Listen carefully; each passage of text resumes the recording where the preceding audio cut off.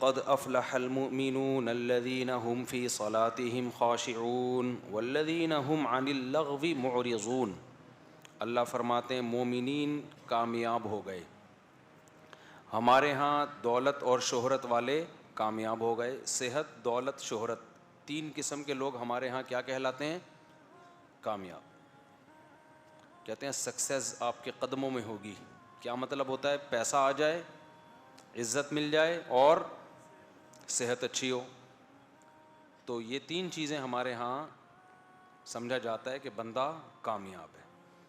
اللہ نے اپنے پیغمبروں کو بھیجا یہ سمجھانے کے لیے کہ شیطان تمہیں غلط چیزیں سکھا رہا ہے، غلط چیزیں تمہارے دلوں میں ڈال رہا ہے. اس لیے اللہ نے اس سورت کو شروع کیا قد افلح المؤمنون. اللہ کی نظر میں صرف وہ لوگ کامیاب ہیں جو مومن ہیں.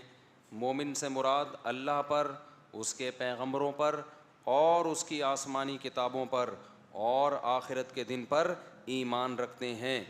آمنت باللہ وملائکتہ وکتبہ ورسلہ والیوم الآخر والقدر خیرہ وشرہ من اللہ تعالی والبعث بعد الموت، جس کو ایمان مفصل کہا جاتا ہے. سمجھتے ہو؟ یہی اسلام کے بنیادی عقیدے ہیں. اس کے علاوہ کوئی عقیدہ بنیادی عقیدہ نہیں. اس میں ختم نبوت بھی ایڈ کر لیں. باقی جتنا شاعرہ، ماتریدیہ اور سلفیہ اور مہند المفند، یہ جتنی ڈیپتھ میں جائیں گے نا اتنا پیچیدگیوں میں الجھتے چلے جائیں گے. کچھ عقیدے علماء کے لیے رکھیں، وہ آپس میں ہی ان میں الجھتے رہیں. اس لیے میں کہتا ہوں نا المہند المفند کے عقیدے غلط نہیں ہیں، لیکن وہ عوام کے لیے نہیں لکھی گئی ہے کتاب، وہ علماء کے لیے لکھی گئی ہے. عوام کے لیے علماء نے جو کتابیں لکھی ہیں وہ بہشتی زیور میں شروع میں عقائد لکھے ہوئے ہیں. مولانا اشرف علی تھانوی کی کتاب ہے نا بہشتی زیور، اس کے شروع میں جو عقیدے ہیں وہ ہیں اصل عقیدے. باقی ڈیپتھ میں جائیں گے تو پیچیدگیاں بڑھتی چلی جائیں گی. اس لیے جب کسی یوٹیوب پہ سنا کریں نا اشاعرہ گمراہ ہیں یا ماتریدیہ گمراہ ہیں یا سلفی گمراہ ہیں، بولو بھائی یہ مولویوں کے پھڈے ہیں، ان کو آپس میں لڑنے دو. یہ کس کے جھگڑے ہیں؟ اچھا یہ بھی ذہن میں رکھو، ہر عقیدہ بنیادی نہیں ہوتا.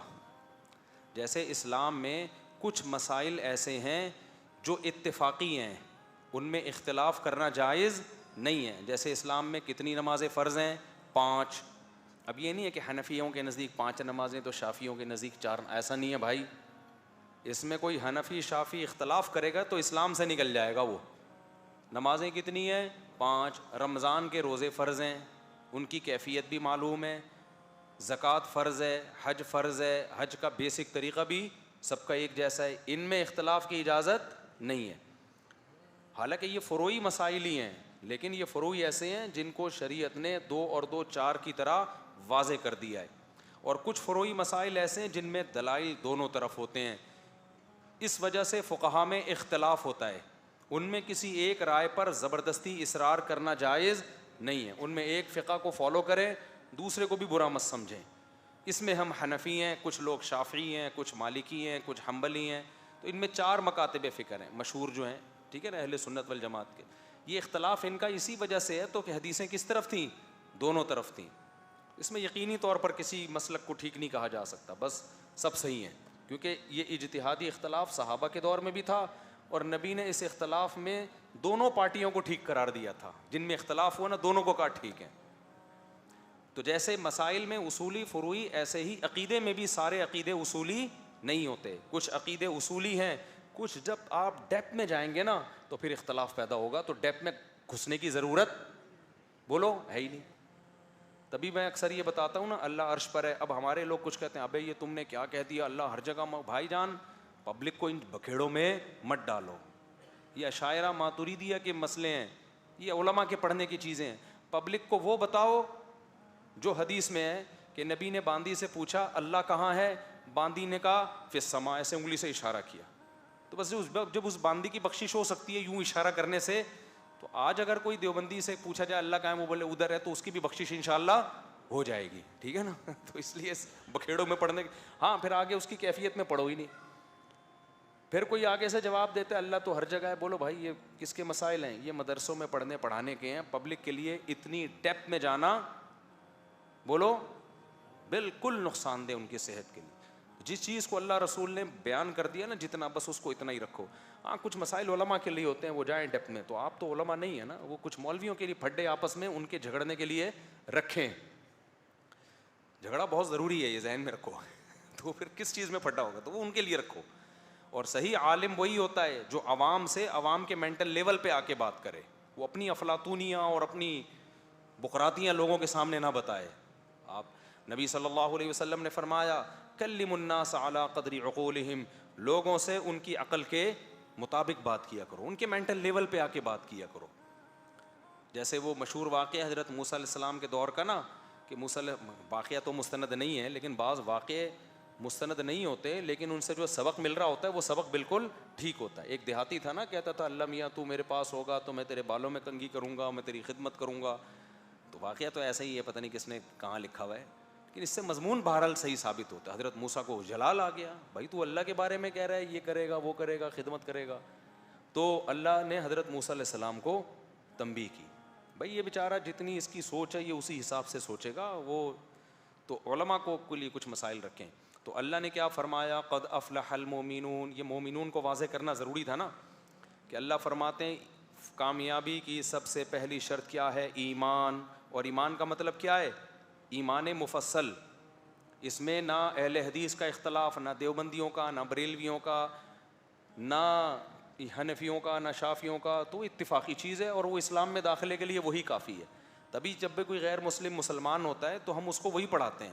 آمنت باللہ و ملائکتہ، میں اللہ پر ایمان لایا، اس کے فرشتوں پر، و کتبہ، اس کی کتابوں پر. آمنت باللہ و ملائکتہ و کتبہ و رسلہ، اس کے تمام پیغمبروں پر، والیوم الآخر والقدر والیوم الآخر، اور آخرت کے دن پر، موت کے بعد دوبارہ زندگی ہوگی.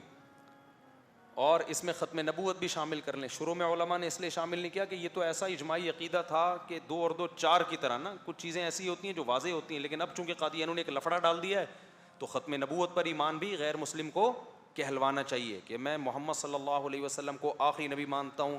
اسی طرح عذاب قبر کا عقیدہ، یہ بھی قرآن سے ثابت ہے، حدیث سے ثابت ہے. اور والقدر خیرہ و شرہ من اللہ تعالی، اچھی اور بری تقدیر دونوں کس کی طرف سے ہیں؟ اللہ کے. جو کچھ ہو رہا ہے پہلے سے طے شدہ ہے. وہ کوئی غم پہنچا، حدیث میں آتا ہو نہیں سکتا تھا کہ یہ غم نہ پہنچے. کوئی خوشی پہنچی ہے، ہو نہیں سکتا تھا کہ نہ پہنچے.